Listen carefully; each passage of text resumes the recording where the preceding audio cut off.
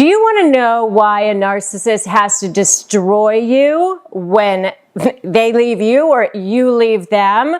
By the end of this video, you're going to know exactly why they feel they need to destroy you.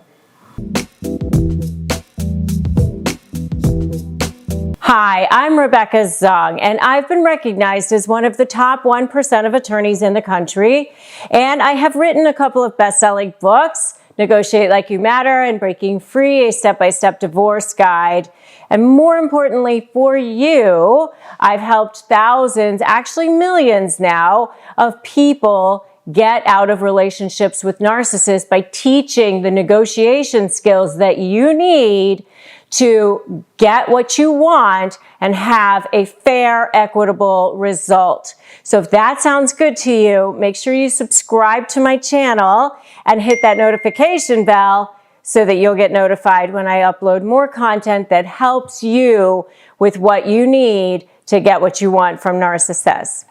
So let's talk about, why does a narcissist need to destroy you to leave you, or even if you're leaving them. Anything that's regarding the discard phase of a narcissist means that they're going to try to bring you down, destroy you, out to get you, no matter what. And you think, why? Why does this have to be, destroying? Why can't we just come to a nice, reasonable conclusion?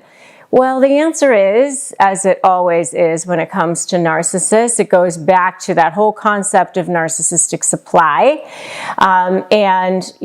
Supply is anything that feeds their ego. They have no sense of inner self. That is very, very fragile. They're the most insecure people on the planet. And so they have to get all their value from the outside, and they protect it no matter what. It's really a survival instinct. It's like, if you live, then I can't. If you survive, then that means I don't. It really, to them, is like a war, and you're the enemy. I've had to deal with a couple of narcissists myself in my own life, and one of them was a covert narcissist, or actually they were both covert narcissists, but in one of them, I had a situation where I was like, I'm hoping to really have a peaceful resolution to the end of this relationship. It was a situation where it wasn't working for me in a kind of a business setting, and I wanted to have a peaceful resolution, and this other person just couldn't do that. They couldn't do that. And why can't they do that? Because they just feel like if you are happy in your new life or anything like that, then, that's the end of the world for them. So what happens is, in the discard phase of a relationship, and if you want to know more about the discard phase of a narcissistic relationship, check out my video on narcissistic discarding and what happens there at the end of the relationship.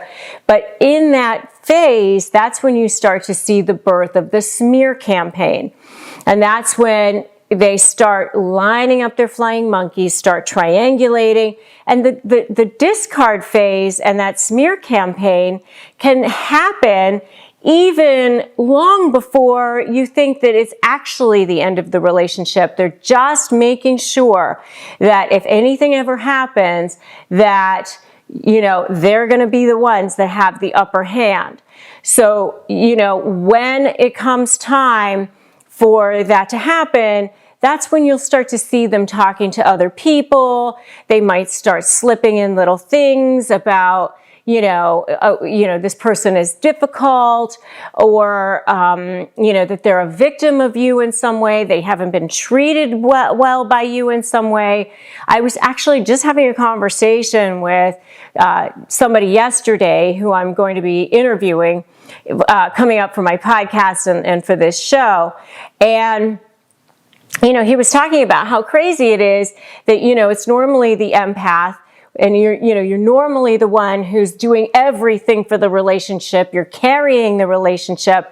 You're basically, 90% of the work and all of that, no matter whether it's a personal relationship or a business relationship, it's never equitable. You're always the one doing most of everything and hoping that the other person will eventually appreciate you, will eventually realize how much you're doing and how much you're putting into it. And you're constantly walking on eggshells, and you're constantly being gaslit, and passive aggressive techniques being thrown at you, and your brain is like scrambled eggs or something. And yet then they turn around and start going to third parties and saying how awful you are and how much you've taken advantage of them, and basically all the things that they're doing to you, they go and tell everybody that you're doing to them. And a lot of times, especially if they're a covert narcissist, they're really good at playing the victim, and everybody thinks they're so kind and generous and nice because that's how they are to every single person in the world other than the people that are closest to them. And so it's really, really surprising for those of us who are empaths that this is what's going on, and you're always kind of like a step behind because you don't realize that this is going on.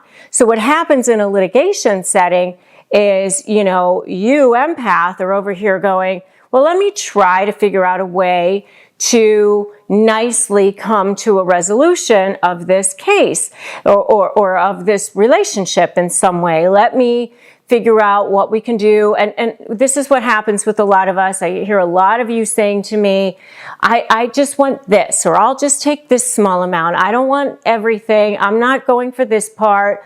I don't care about the money. I just want my kids. Or I don't care about, all of this these other assets. All I want is this, or whatever.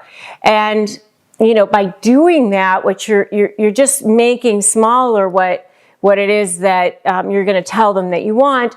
And whatever that is, they're going to chip away at that, even if it's the smallest little thing, because it's not about that settlement for them.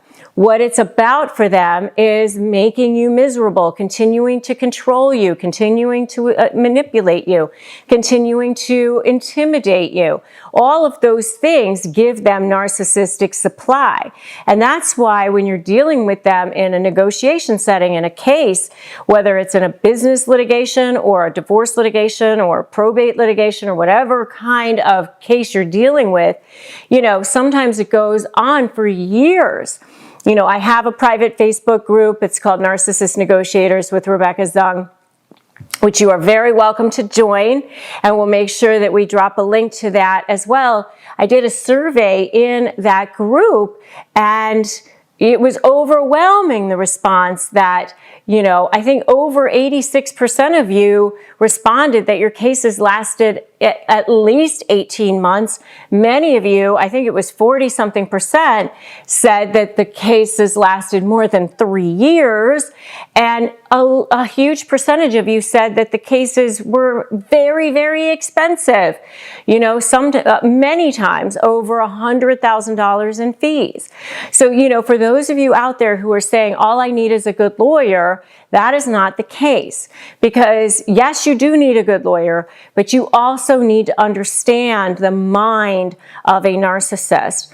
And that is that they're out to destroy you because they want to get you before you get them. They want to make sure that they're right on top of the fact that you're the one that looks bad and they're the one that looks good, because they need to preserve their face. They need to preserve their standing in the community, or how they look, their reputation, all of that. And so in order for them, in their minds, to preserve all of that, it can't be equal walking away. You can't just both look good walking away. You have to look bad.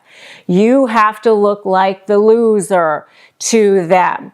That's the only way they feel that they can survive, that they can preserve that narcissistic supply that they so desperately need. And if you are so ready to be free of this crazy toxic stew that narcissists are doing to you, and especially trying to destroy you, I want to see a "this ends now" in the comments. Okay, and so the last reason why narcissists feel like they have to destroy you is because, again, it goes back to this narcissistic supply idea, and that is that they feel like if you're not going to be supplied to them, then they don't want you to be supplied to anyone. And so, you know, it's you got to go down. You've got to go down in every single way for every single reason. And so that's why when you are negotiating with a narcissist, it's really important to have incredible strategy, super strong leverage, you know, anticipate what the narcissist is going to do and focus on you and your case. And that's what I teach you in my SLAY program. That's what SLAY stands for. And L is leverage, and that's really, really one of the most critical pieces. And if you want to know more about the importance of leverage when you're negotiating with narcissists, check out my video on that topic. And if you are negotiating with a narcissist, make sure to grab my free Crush My Negotiation prep worksheet.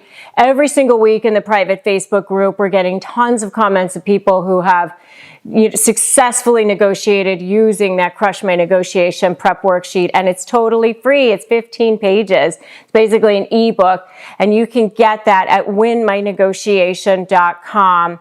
And as I mentioned, you can join my free private Facebook group.